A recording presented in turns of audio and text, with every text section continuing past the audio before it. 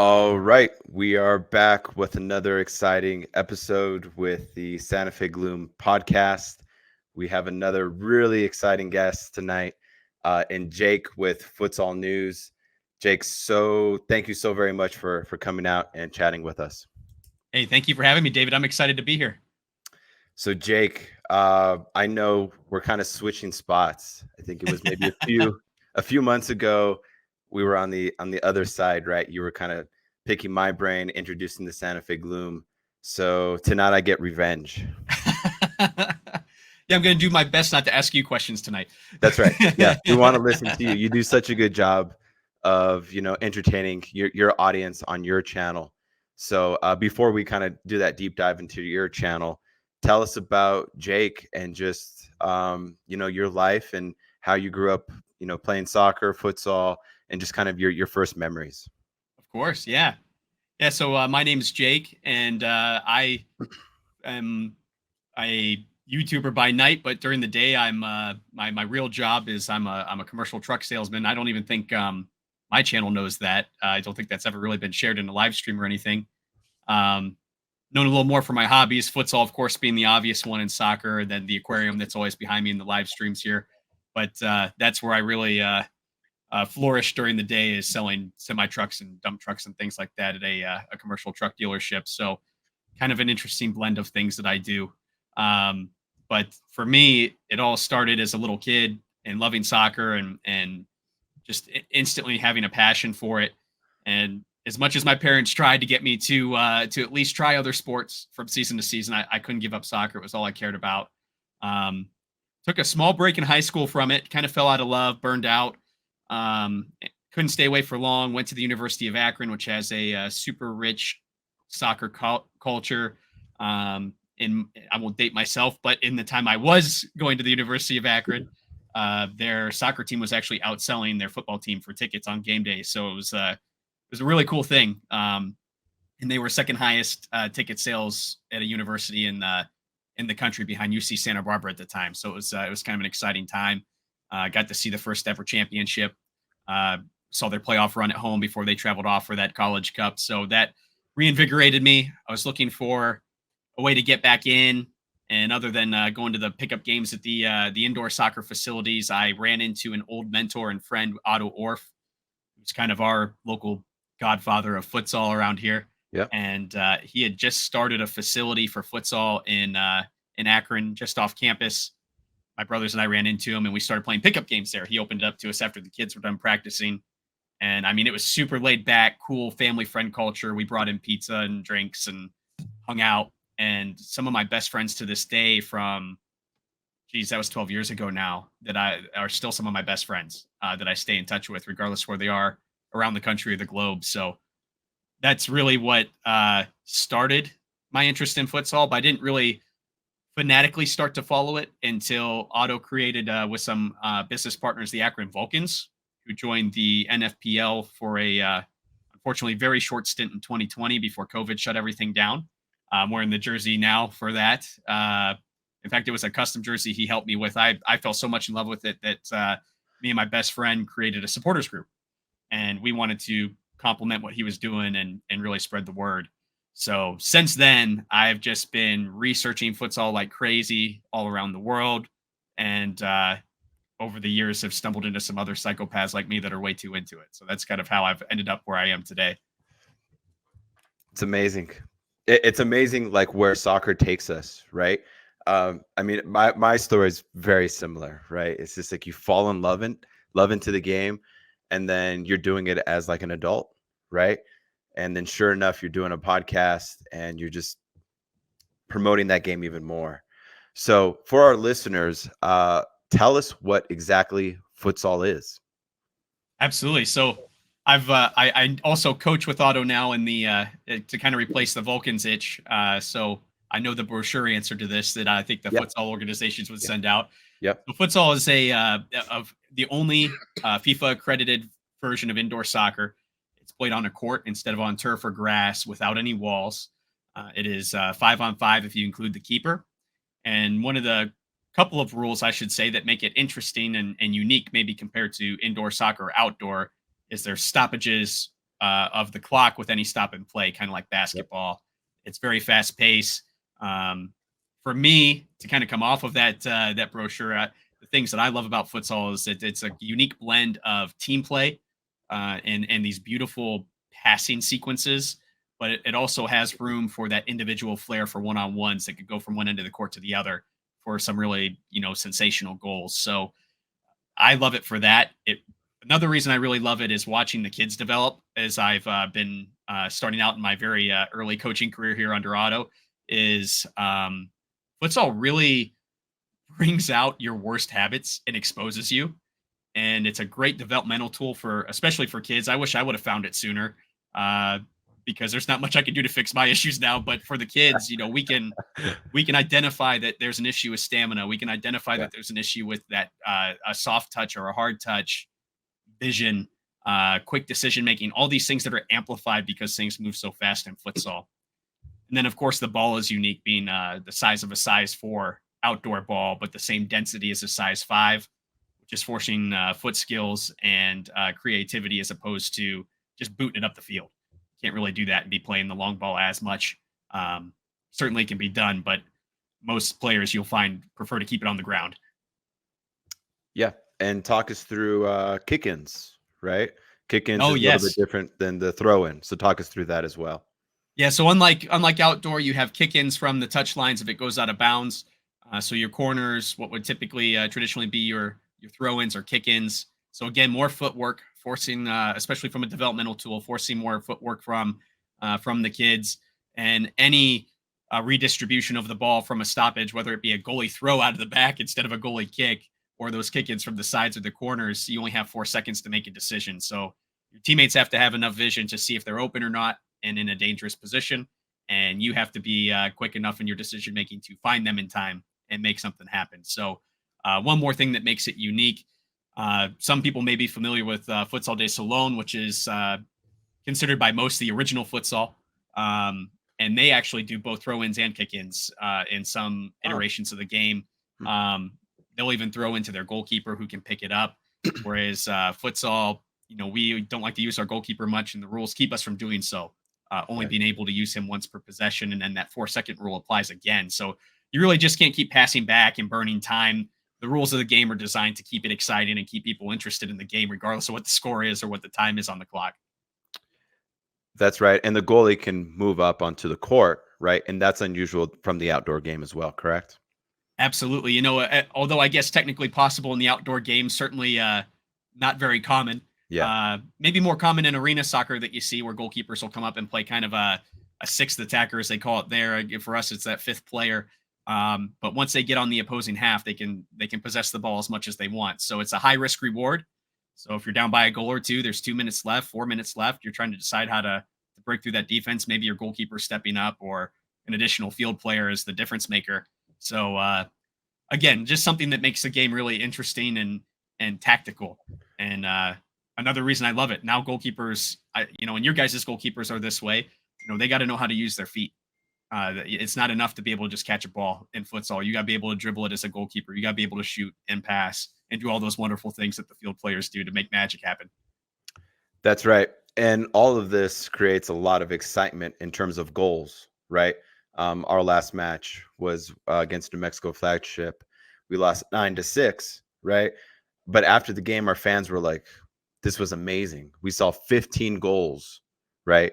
So touch on that, when you're coming to a futsal game, you've got to make sure, like our announcers say too, is I don't know if you guys are familiar with Frito pies.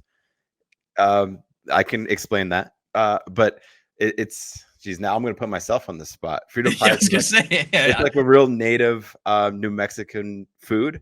It's obviously Fritos, chili, beans, onions, lettuce, tomato. So we sell those at our games. So that's called a Frito pie. And so what our announcers were saying on our broadcast is you've got to make sure that you're holding your Frito pie nice and tight because that ball's flying, right?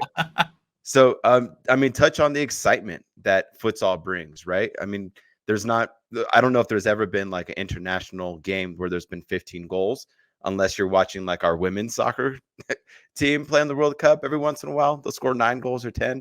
So touch on just how exciting these futsal games are. Absolutely. Yeah. And I don't remember the exact statistics, so I'm going to be using some round numbers here. Sure. So don't quote me, fans that are Yeah. watching the channel. But when I very first made my intro video for my YouTube channel, I pulled the statistics from FIFA.com from the World Cup in Russia in 2018 compared to the World Cup in Lithuania in 2021 for futsal. And the average number of goals per game in Russia for the outdoor game, I think, was 2 and some change. Yep. And for Lithuania, it was, I think, almost 7.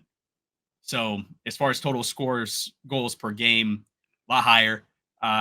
And then, like you said, the intensity of the game and paying attention, because you've got 2 20-minute halves, but it is a pure 20 minutes. There's not that time wasting element from outdoor. There's not added time at the end.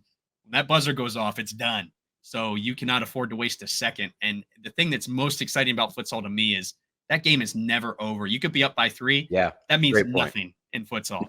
I've seen my favorite team, and you can kind of see over my left shoulder here, the San Lorenzo Cup. It's facing the wrong way for my videos for this, but my favorite team in Argentina is San Lorenzo, and I've seen them down by 2 goals before, and they end up winning a game in the last 2 minutes, minute and 50 seconds. So it stresses me out, but man, is it excited. I love it so much.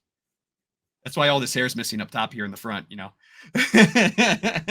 Amen. And that's why I'm starting to get more gray hair by watching these Gloom games, because man, I mean, I'm a chill guy, but these games, I've aged because of these games.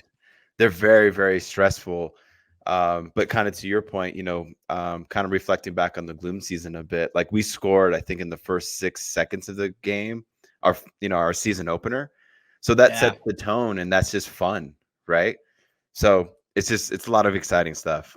Well, and what a way to enter the league too, is be able to come out, hit that bang right in front of some That's fresh right. faces to futsal That's right. in the gym. I mean, That's right. beautiful thing. And you guys have a wonderful setup league-wise, because the Southwest Division is so competitive.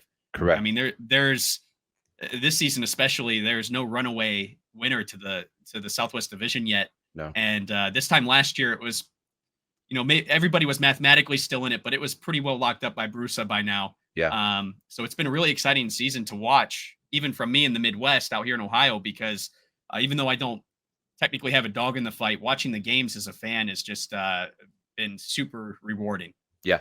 No, absolutely. No, it's super fun, even though I got, a lot of stress and gray hairs. A lot easier for me to enjoy it than you, because the results don't affect me as much. Amen. Amen. Yeah, I lose sleep over it. Talk us through your supporter group and how the origin story there. That's one thing that the Santa Fe Gloom is super jealous of at the moment, even though we're drawing great crowds. And how you did it so organically. Kind of talk us through that journey. I think it's super impressive. Yeah, absolutely. So it dates back to when Otto was first making the team, and he and his business partners had done a really good job of organizing some sponsors before the season started. One of them was a local pub, and we used a local aspiring videographer to be kind of a little bit of a commercial for ourselves for the YouTube channel for Vulcans.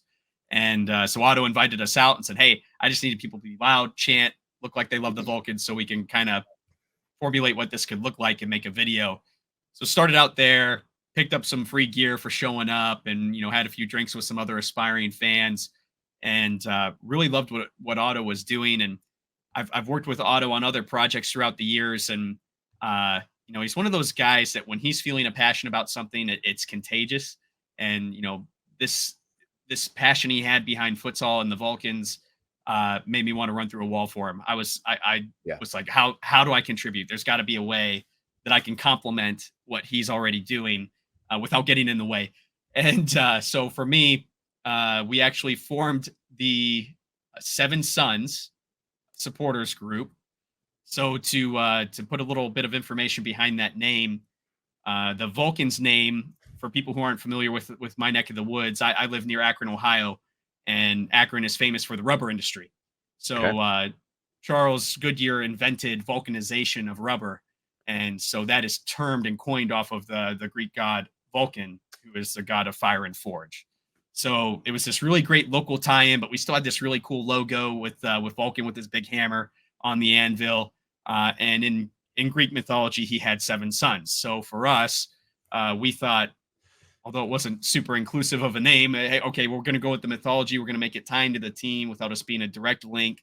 And we nicknamed our supporters section the Forge. And Otto actually dedicated a set of rows for us so that we could create a dedicated supporter section. If you had a code at checkout online to buy your tickets, as opposed to being in the general admission or floor seats, you could choose to be in our supporter section.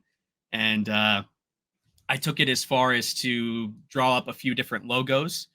And me and a couple of the original members, which I'm making it sound bigger than it was. It was me, my brothers, and my best friend, and my dad all kind of voted on the logos together, tweaked it. Otto was kind enough to lend us his resource who helped him with his logo, and they drew up our logo. So this is the logo right here. It's a circle with 7 suns, hammers over the anvil, and 7 stars. And Otto again lent us his resources so we could custom make these jerseys with our logo on the front instead of his sponsor. So it was kind of cool. We all got the number 7 on the back for 7 suns. We went all out, and then on top of that, we made a tifo. So we made a giant tifo. The games were played in a place called Goodyear Hall. Explain that to our fans and to our audience what that is. Yeah, so tifo culture, if you guys are familiar with MLS, the easiest example is probably the Pacific Northwest with Seattle and Portland, and those massive banners that are sections wide that go up with some just insane creativity, and a lot of times there's a theme involved that the fans in that section go with. So there's a really deep culture in that with supporter sections, supporters groups, as we call them here in the U.S., or ultras, as they're called in other parts of the world. And I wanted to mimic that on kind of a mini scale. So we made a banner that actually covered an entire section, and the building we were in, its 100-year anniversary on the old Goodyear campus. Wow. Yeah, and it was actually the gym for the Akron Wingfoot. So before the NBA was a thing, there was a pro basketball team that actually was owned by Goodyear. They used the team to test out rubber soles for shoes. So a lot of really cool history in the building. 100-year anniversary for them, first year for the Vulcans. So we came up with this Forge history theme for the year and had a giant Forge that we put on a tifo with smoke, and took the History Channel H and made history across the bottom and tried to tie a couple cool things in. And, that first game, there was only 10 of us, so we really had to stretch the section to make it happen, but we did it. And then, we unfortunately only had 3 home games, but by that 3rd game, we had over 30 people in our section that were continual visitors and actually, quote unquote, signed up to be a part of our section and wanted to keep it rolling. So I went as far as to organize, in Ohio in the winter, tailgating is not really an option. It's a little cold. Yep. So we were fortunate that inside of Goodyear Hall, there was a microbrewery across the hall. We shared that building with some other businesses. So I talked to their owner and just said, hey, I'm not looking for any handouts or anything. I just want a place where I can guarantee I can seat people.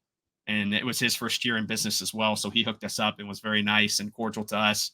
And so we'd drink a few beers, walk upstairs to our seats. No one was on the road driving between the game and the bar, which I really liked. Took some risk out of it to be able to have some fun for the night. And we were just loud and proud. Came up with chants and, got as crazy as we could. The important thing for us when we put this together, at least for me, was there was a really important child atmosphere to the games. We were really wanting the kids to love futsal and see that there could be a path through futsal to adulthood. Yep. So I made sure that everyone in our supporter section was mindful of the fact that there were kids in earshot. Yep. So we didn't get too PG-13 or rated R with our chants or anything, but I think our guys did a really good job of that. And the players were really supportive of us as well and loved what we were doing. We even had some away teams come up to us after games and thank us for creating an atmosphere in the building. So it was really rewarding. I loved it so much. I still have pictures to this day. My grandmother helped me sew the tifo together. We painted the tifo in my garage. Stressed my wife out. She goes, "How many of these do you want to make, and where are you putting them?" So at the end of this season, I actually cut them all up into pieces. So if you see up here on my wall, this is actually a big piece of the middle of the tifo that I framed for myself and put a picture underneath of it all rolled out. It just meant a lot to me, and it made me really feel like I was part of something, which was really cool. Yeah, no, that's amazing. Again, that's what our Santa Fe Gloom community wants to share, right, is like your stories, because we're exactly the same way. We want a place for, our Santa Fe Gloom community to come into a futsal game and just have fun, right, and see paths to, owning a business, to having being a crazy fun fan, right? All of those things, and you're touching on all of those great points. I mean, that's Oh, exactly how we want to mimic, our Santa Fe Gloom community with yours. It's amazing. well, I think Santa Fe's got a great foundation, even in its first year to build something special like that. I think it's important that supporters groups are organic. They can't be forced Yeah. by the clubs to Yeah. exist. Yep. So it's really up to the fans to take that initiative, and it can be intimidating. Do I really want to be in charge of something? But I got to tell you, it was so simple for me, because I'd fallen in love with sport, I guess, number one. But number two Yeah. was, outside of the initial setup, it pretty much took care of itself after that. Hey, we're going to be at the bar at this time. Yeah. Okay. And then we're going to be in our seats at this time. And Yep. then this is, other than the first couple chants to get the team hyped up that were kind of more or less scheduled, the rest of it was all just free form. Whatever the fans were feeling, that was the chant we were doing. That was the drum beat that we did. And I think it made us unique. And I think it made the experience a little more exciting. People still ask me about it, about the Vulcans and our supporters Right. group 3 years, 4 years later. But most importantly, it was not that hard to set up. Set up an email and a social media page.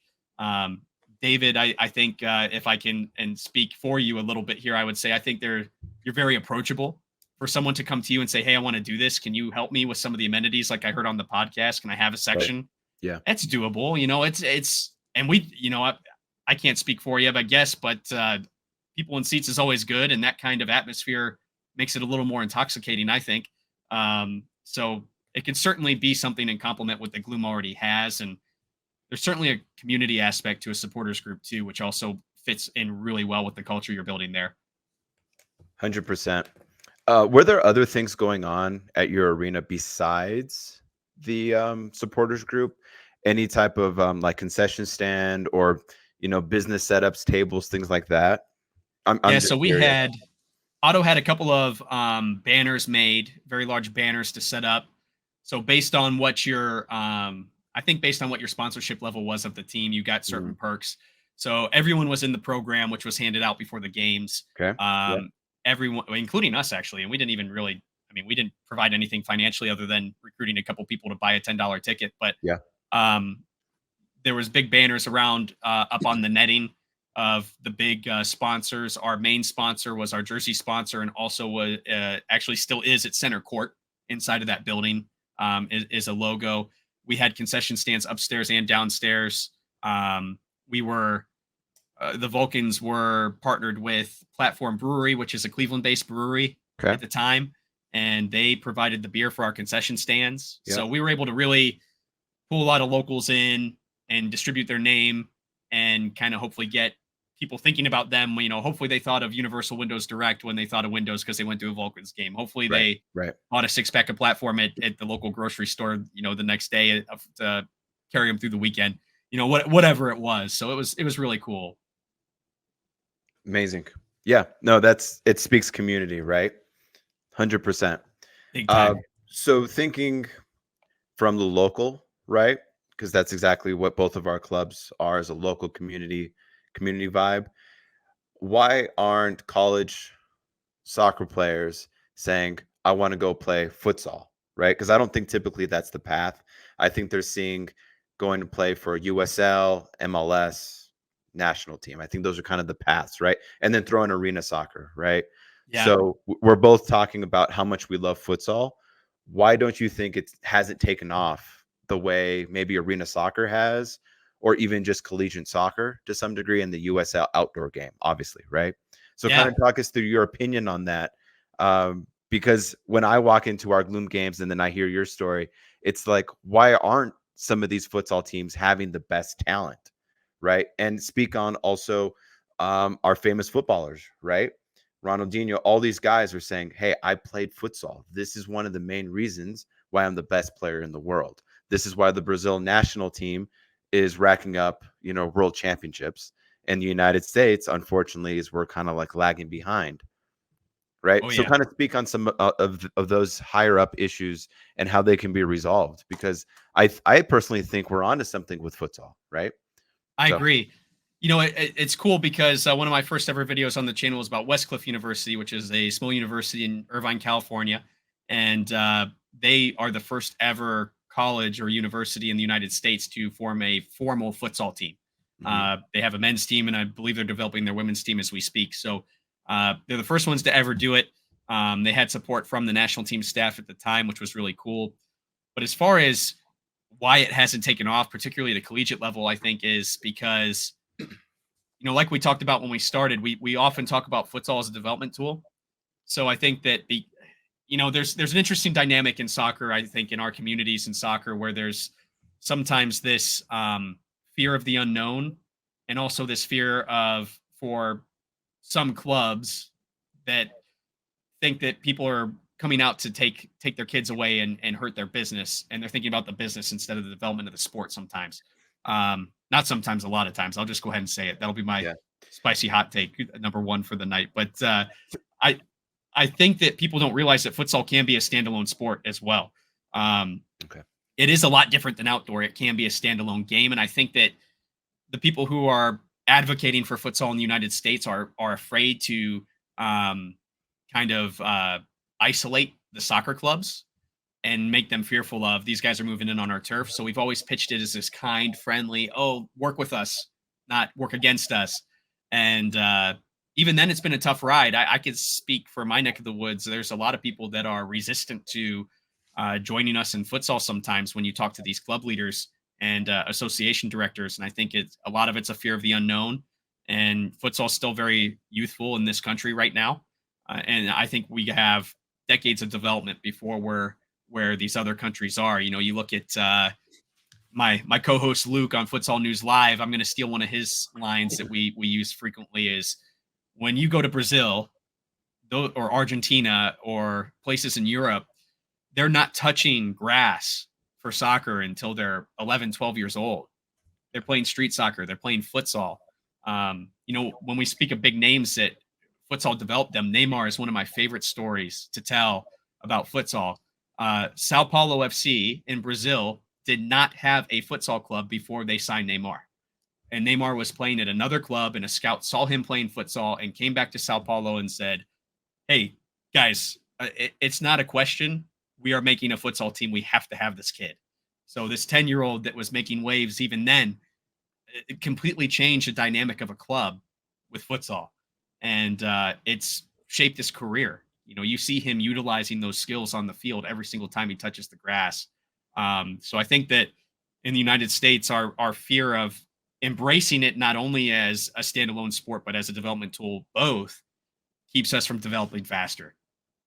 yeah, yeah. I mean, again, the fear of the unknown sucks, right? Because we're missing out on so many different things that other countries are taking advantage of, and United States could potentially be left in the dark, right? Left in the dust when it comes World Cup time because we haven't developed those players, right? Absolutely. Yeah, yeah, Another favorite country I like to point at as opposed to the players. I mean, I think all the big players you and your kids know: Messi, Ronaldo, yep, Ronaldinho, yep. Ricardinho. Well, Ricardinho's futsal. Sorry, I got on a bit of a Portuguese road there, but Neymar. All these guys, we get to see them get paid big bucks playing outdoor, and we don't really see the futsal side of their story.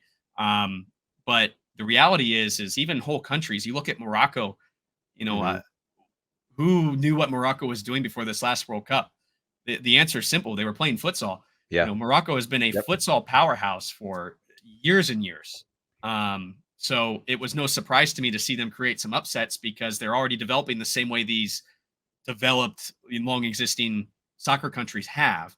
And what I think is most exciting is seeing some of these bigger countries that are already big in soccer reinvest in futsal. And I hope that it sets a precedent for these other countries that are fearful of investing in it. It's painful sometimes. I look at the United States; they've cut funding on futsal over the years. I feel like they've kind of pushed futsal down in a couple of occasions, which is disappointing because I think it could help us.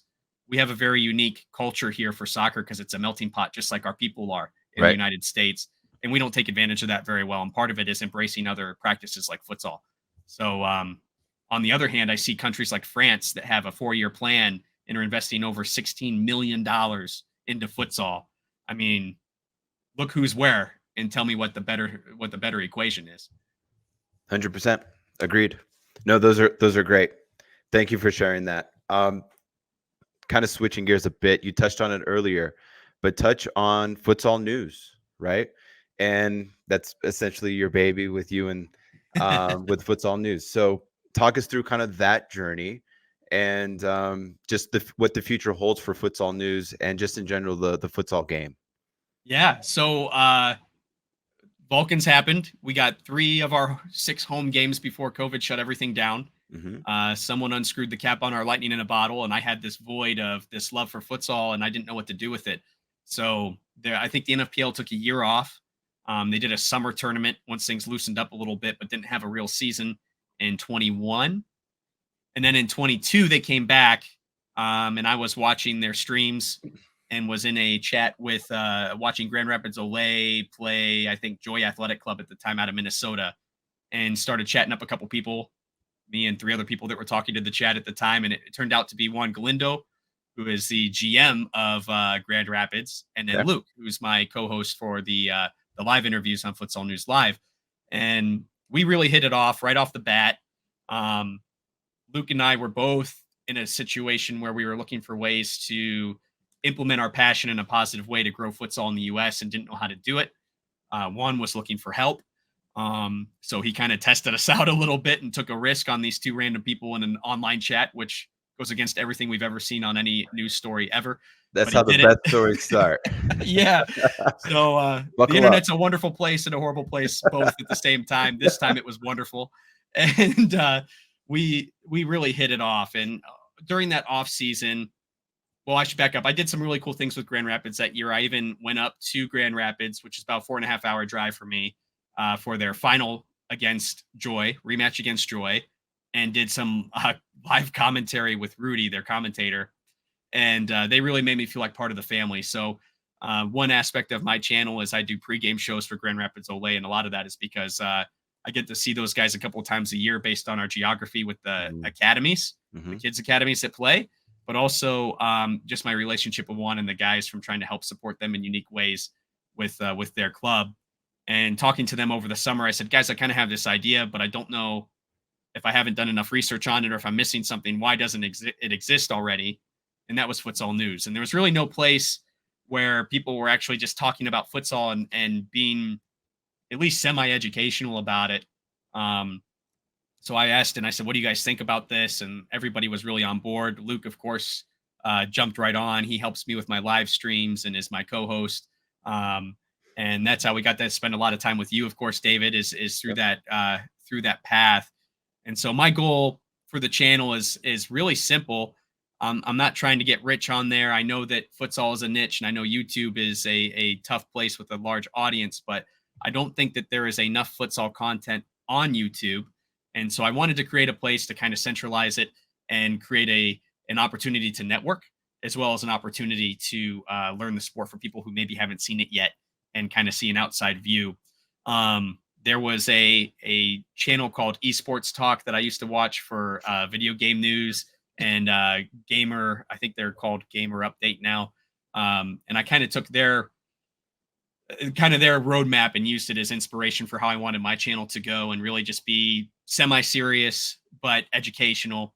I created a Discord channel so that people from all over the world hopefully will join and share best practices and grow the sport. That old cliche that rising tides raise all ships. That's right. Is kind of my mantra for what drives me with this thing. So I try to do one live stream a month interviewing with people. If I can't secure an interview, then Luke and I usually talk about whatever happenings are going on in the futsal world, whatever the big story is at the time. But as I've gotten a little more ingrained in this and met some really cool people over the last year and a half from around the world, it's gotten a little bit easier to bring people to the channel and do interviews so people are hearing another voice other than mine. Yeah. Do you have any like competitors, so to speak? Any other people who are doing this type of platform on YouTube? Not necessarily on YouTube, but I think the person who does it best is futsalfocus.net, which is Okay. run by Steve McGettigan, who's in Northern Ireland. Okay. Stephen writes fantastic articles about things going on globally in futsal.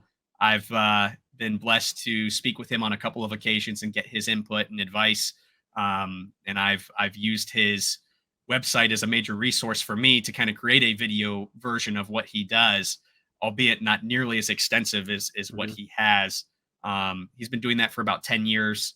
And another inspiration for me was kind of creating a video version of this with so many people in streaming on YouTube.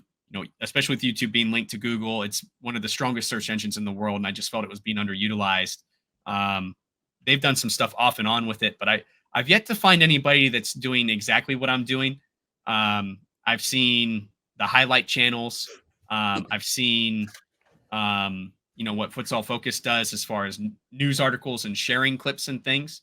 And then Andre Caro is another one of my favorites as well. He also does a podcast and interviews people on his channel, and he has, I think he's up to about 65,070 subscribers, and he also posts training videos as well in shorts or in long form to kind of give coaches and players ideas on how they can get better as well. So his channel is a little more robust in the sense it brings more value to the player than probably I do.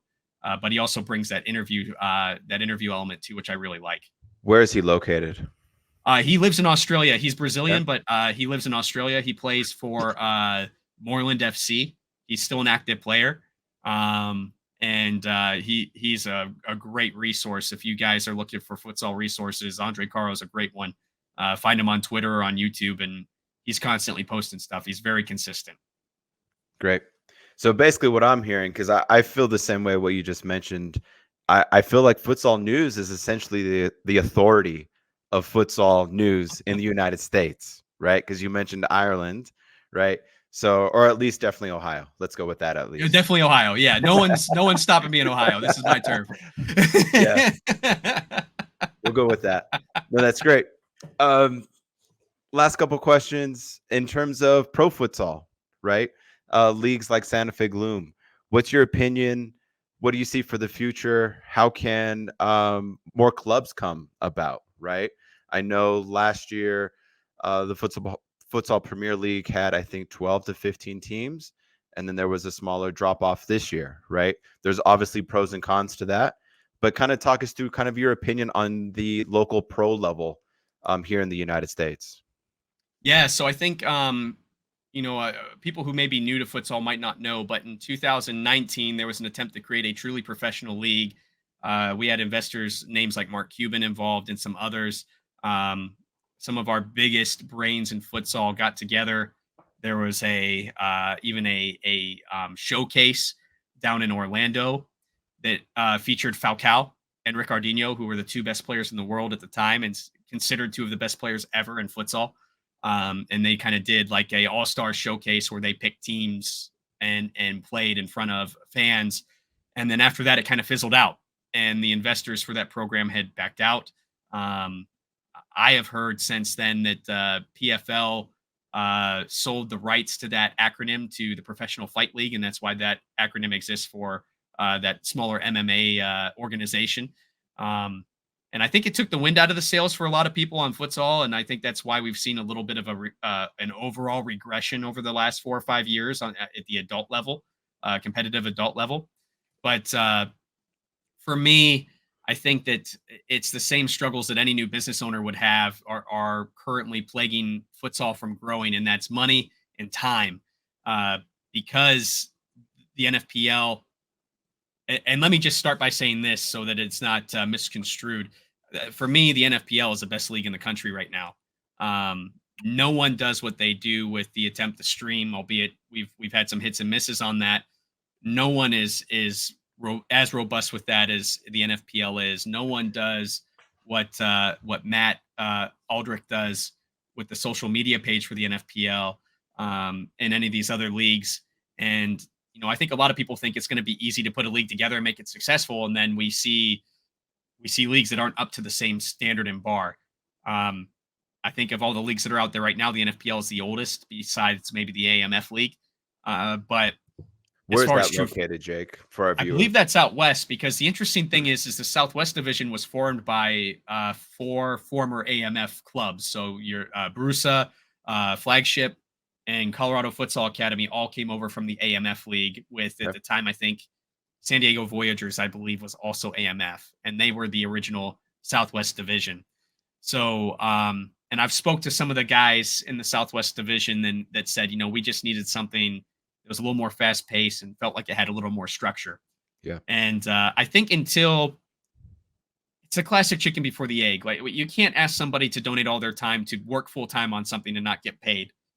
But at the same time, currently there's no money in futsal. Um, and at the same time, like we talked about before, the U.S. Soccer Federation is not currently too interested in investing in futsal themselves. So we're not going to get any resources or support from them. We really need to build it ourselves. And we're not the only Yeah. country in that boat. So Right. that's not necessarily a slight to USSF, although I don't mind calling them out. Uh, I think that you look at other countries like England. England was in the news recently, and I'll be doing a video on this soon as a future plug. But England ended up putting their own people in charge and convinced their FA, hey, let us run this as almost a contractor for you as a third party, so that you guys don't have to run it yourselves. Let futsal people run it. You can veto what we want to do. We'll let you put it up to a vote, but let us run it. And in the process, they've revived several teams that had gone away post pre-COVID. And then it came out recently in the last few weeks that the English FA has invested $0 in that program. And it really stunned a lot of the futsal community that didn't realize they weren't getting support from the FA. And it was just truly efforts from the individuals in that England futsal program. I don't know if the US needs that too. If we just need somebody to kind of take up a mantra, start an LLC and say, okay, I'm a futsal organization and I'm going to work on behalf of USSF. And I'd be curious if that model would work here. It's an interesting topic, but I think what we really need is a catalyst of either a massive surge of fans to create the funding, or an investor that believes in us that can take it to the next level. And I also think, going back to that fear of the unknown, we've got a lot of people that are in decision-making positions within futsal in the United States that are afraid to take that next step, or afraid to do something outside of their comfort zone that could make it better or more relatable to a younger audience. And I think those are kind of the biggest few factors that are holding us back right now. Right. Yeah, I think from like a league perspective, I don't think there may not be money in it yet, right? Yet. So I think Right. as long as these pro teams, such as Santa Fe Gloom, Brusa, New Mexico Flagship, continue to have those audiences, right?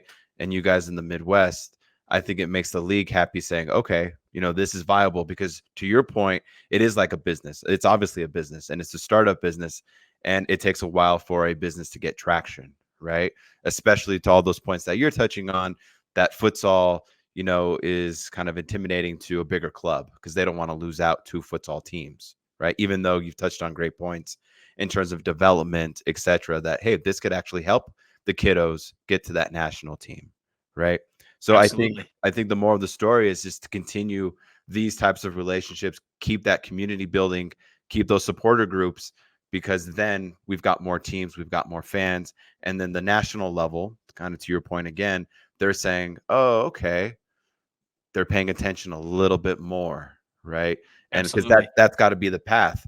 The Santa Fe Gloom kiddos at our halftime and before our games, they've got to say, I can play for the Santa Fe Gloom, right? And then I can go play for a USL team like the New Mexico United, and they get noticed by a national team, right? Yes. Or even just the reverse. We have an all-star kid go play for the US national team because this is how it's happening now, at 16 to 25 years old.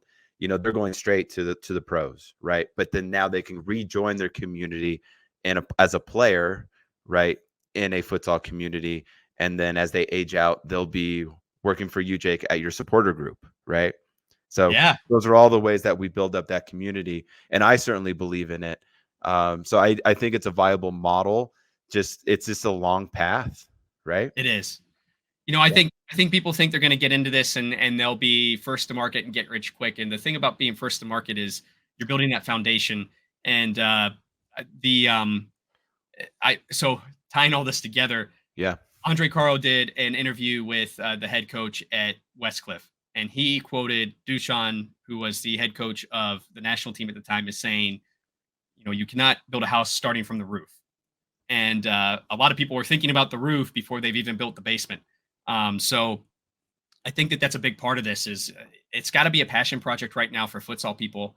And yeah, it's going to be a lot of volunteers. We're going to have issues with streams. We're going to have issues with volunteers not showing up the day of games to hold the camera. Those things are going to happen because we're in our infancy. That's just the reality of the situation. That's and one thing I guess I'm going to steal from myself, and if you don't mind, is I always ask my guests towards the end of every stream is, if you could fantasy book your situation, if you had the keys to the castle, what would you do? And I've never shared too much about my opinion on this, but I'll do it here. Is please. I think that there's a miss with partnering with outdoor soccer.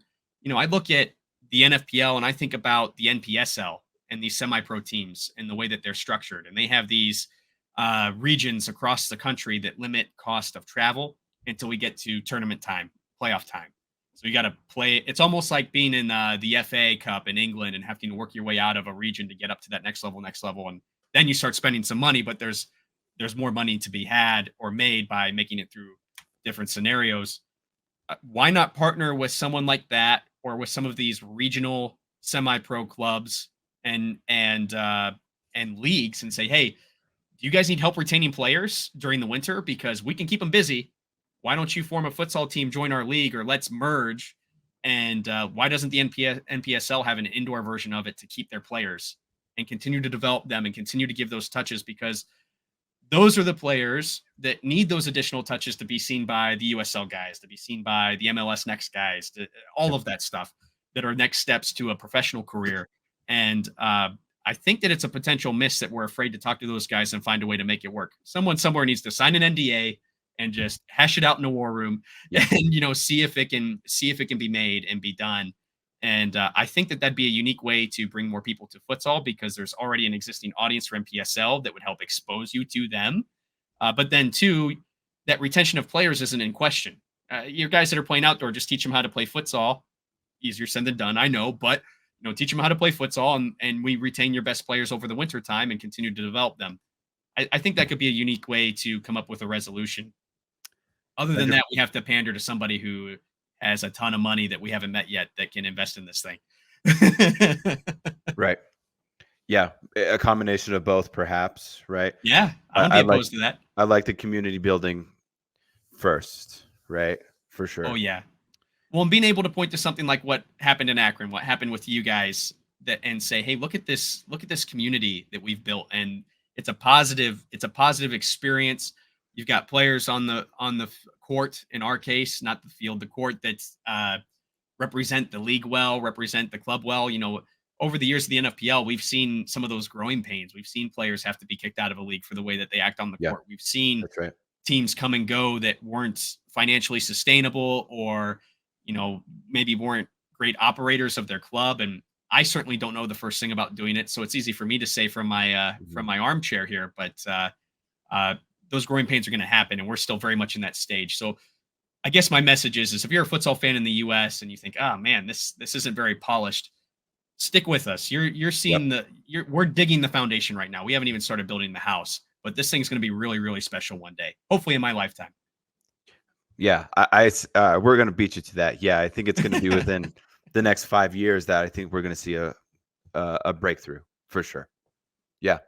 No, this is perfect, Jake. We're definitely going to have you back on sooner than 5 years, and hopefully within your lifetime. Right? But thank you so much. I would love that. Yeah, optimistic. But thank you so much for everything you're doing for the futsal community. Because if it's not for people like yourself getting out there and just having that engagement, that fan engagement, and just all the knowledge that you carry for our listeners to know what futsal is, and just the path that, if you start off as a futsal player, there's a path, there's a league for you, there's a place for you, right? So thank you so much, because you're the ones who are creating that. It's not just ownership or just the players, but we need, the Jakes and the Lukes, and those awesome fish tanks in the back to make this thing fly, right? So special thanks from the Santa Fe Gloom community for everything that Futsal News does. I mean, I'm always locked in on your channel, just waiting for the next one. I know you guys are going to be interviewing Brusa next. So things like that is just, it's amazing because it just ties everything together, right? So thank you so much. I don't know if you have any other closing remarks for our listeners, but thank you so much, and we'll definitely have you back. Yeah, I would just tell your listeners, first of all, thanks for listening to me babble on as someone who is probably the least accredited to be on the podcast so far. But I think that you guys have something really special with the Santa Fe Gloom, and I hope that you guys are able to find your own unique way to support it, even if it's a butt in the seat or a T-shirt out in the street. That's right. Supporting your local clubs, indoor and outdoor and otherwise, is very, very important, and even in other sports. That's where our communities are made and developed. And that's where our youth's dreams and imaginations are captured. And I think it's a really good thing. So this could be the start of something extremely special for you guys. And if you want to hear more from a crazy Midwesterner that's way too into futsal, I've got a really exciting schedule coming up for some live streams. We're going to have some really cool guests coming on, including a FIFA accredited futsal referee. And yeah, so that'll be coming up in April. We'll be in the chat box for that one, for sure. Oh yeah, we're gonna be giving some red cards in the chat. I think That's we'll see. Right. We'll see who shows up. But we'll also be meeting with a couple other people who are. I'm really excited about Cowway, of course, being on, and I look forward to picking his brain on the business aspect of how he's created such a unique atmosphere there, and that full training schedule. I don't think anyone else is really doing what he's doing. No.